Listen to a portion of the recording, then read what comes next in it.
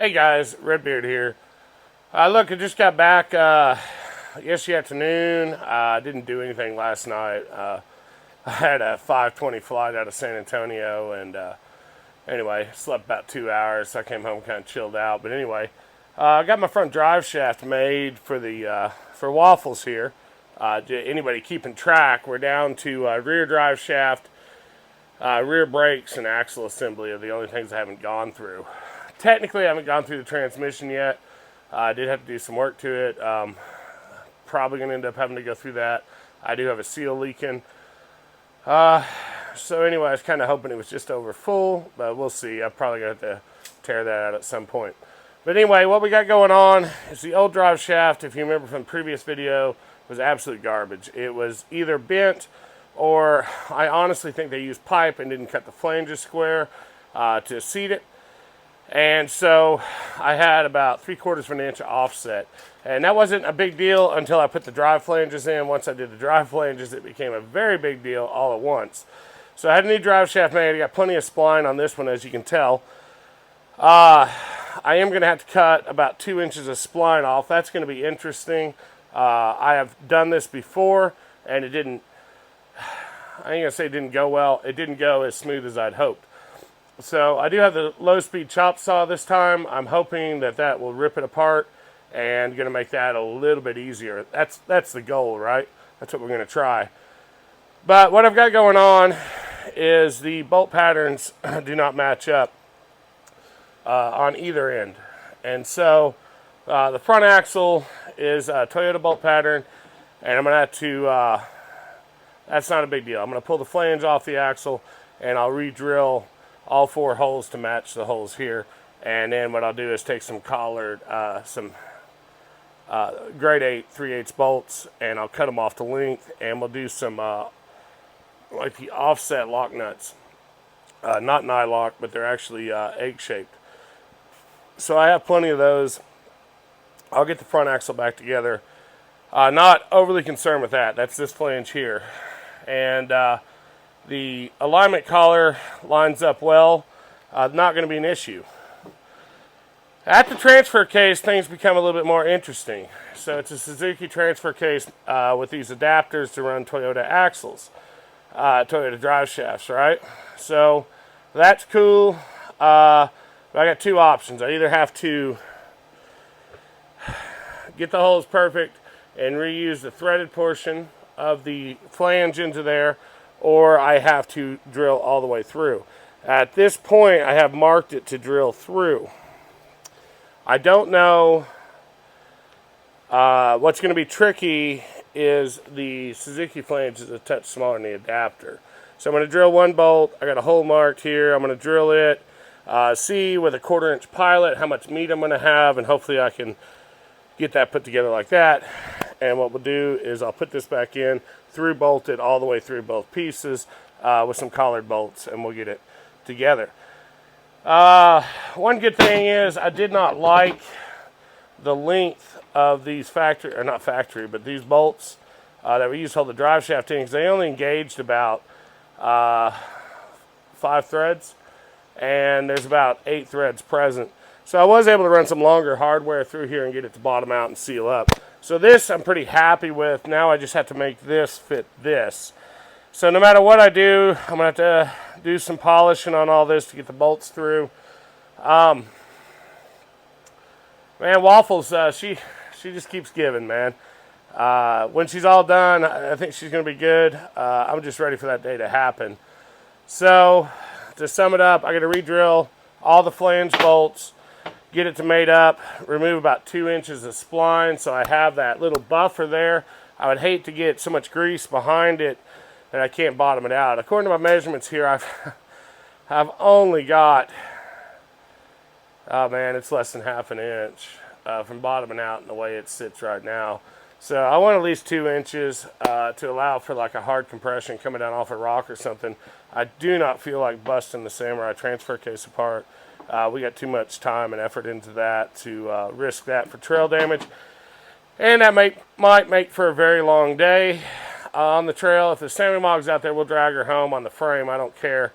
But assuming someday this goes on the trail by itself, that may not be an option. So that's kind of where we're at. I did mark the splines here so I can get it back up. Driveshaft shop did get it balanced for me. They did a nice job. We're just working with oddball parts. And any of y'all that have built stuff know that once you start dealing with oddball parts, you get oddball jobs. And so, anyway, there's still a good bit to do here. Hopefully we get all this done today, and we can get all this put back together. So I am upgrading all the hardware. I'm going to do my absolute best to get all these holes centered. Hopefully we don't have to waller any. I ain't going to lie, guys, I'm not above it if it has to happen. But ideally, we won't have to do that. So, much like everything here, Redbeard's Overthunk Junk, it's one stab, one shot, right? So, I just have this wrapped in shop towel and masking taped over because I'm going to be handling it a lot, and I really get tired of getting covered in grease. I do like that these are external snap rings. The old drive shaft was internal snap rings, and I just don't like dealing with that. The other cool part, some of y'all are going to laugh, but with the gear reduction, I do, at the horsepower level we're at, I'm good with 1310 U-joints, and we do have these, we do have nice U-joints in here. They are 1310s, non-greasable, full-life U-joints, and there's a big debate on that, which is better, right? I don't do a lot of mud and deep water, so I'm good with the non-serviceable, because everywhere you got a hole drilled through to allow grease passage, well, it's a weak point. So it's a give or take. On a 1310, I'll go with the non-serviceable. That's what's all underneath the Sammy Mog at this point. You got to realize I'm running 756 gears, so the strain on the drive shaft's pretty minimal. But anyway, that's where we're at. That's what we're working on. Hopefully you'll check back in later. We'll get this video put together, and we'll have this drive shaft installed. The rear drive shaft is suffering from the same affliction, although I do believe it is straight. I cannot find where it is offset or bent. The front one was bent bad enough. It made a mark on the cross member and the transmission. I'm going to have a full half-inch extra clearance on that cross member going with this without the bend. So I should have plenty of room here. The original drive shaft had a big double cardian for the front, and I don't really understand why. That's normally something you do on shorter rears. This is a 38-inch drive shaft, give or take. It does not need a double cardian for the lift we're running. So I removed that, went with this simpler setup, and we'll check it after a couple weeks, make sure we're not getting any wear. If we are, I'll polish up the yokes where we get a little more clearance. It's not that big a deal. I'll make it work. So that's where we're at, guys. Man, it's a little frustrating. One of the perks is, though, I'm back home up here in Northeast. It's home for now, for the next year, and it's not 109 degrees with 90% humidity. So I was in Kennedy, Texas all week, and it was quite warm. First time I've ever got salt stains down the sleeves of my shirt. Normally it's just on the back. This time we got all the way down the sleeves. So it was a long week. Anyway, I think we did some good down there. Worked with a bunch of guys, and hopefully we did what we set out to do. Got some better understanding of how the CAT emissions components work together and whatnot. So anyway, guys, that's where I'm at. Hope you're enjoying your Saturday, and check back in.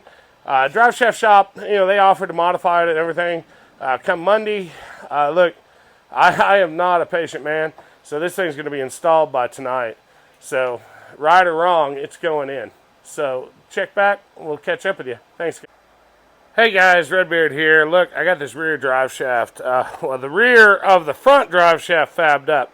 So, I ended up doing, was using some 3/8 16 grade 8 bolts all over the shoulder. I mistakenly called it collared before.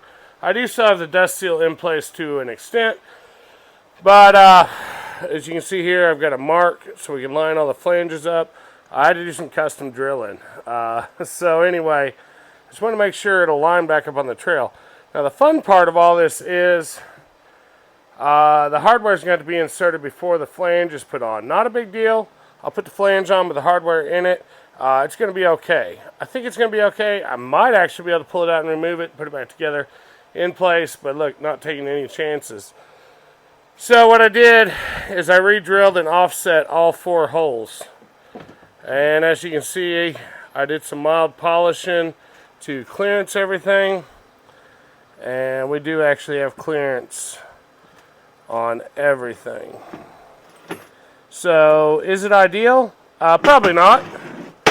But for what I got in this drive shaft and for what it's going to take time-wise and parts-wise to get it modified to my liking, sure felt like the best option.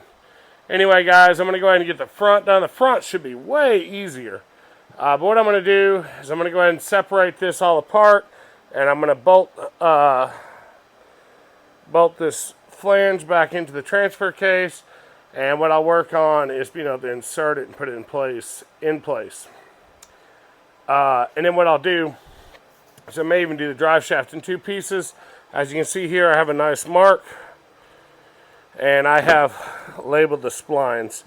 So I should even be able to insert it once I cut my length off, collapse it, put it in place, spread it, bolt it in. Should be good to go. That's the plan.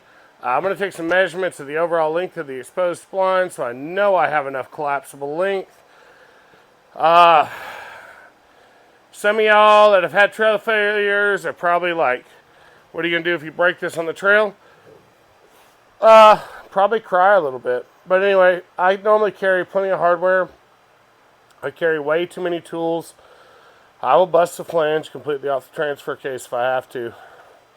So, is it ideal? Probably not.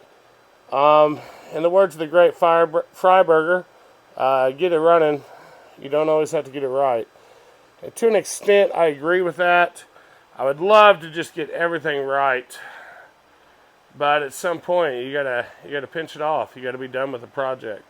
And I'll tell you what, mentally, I am done with this project. So it is time to be mechanically done with it as well. Look, guys, I'll check in with you later. Thank you.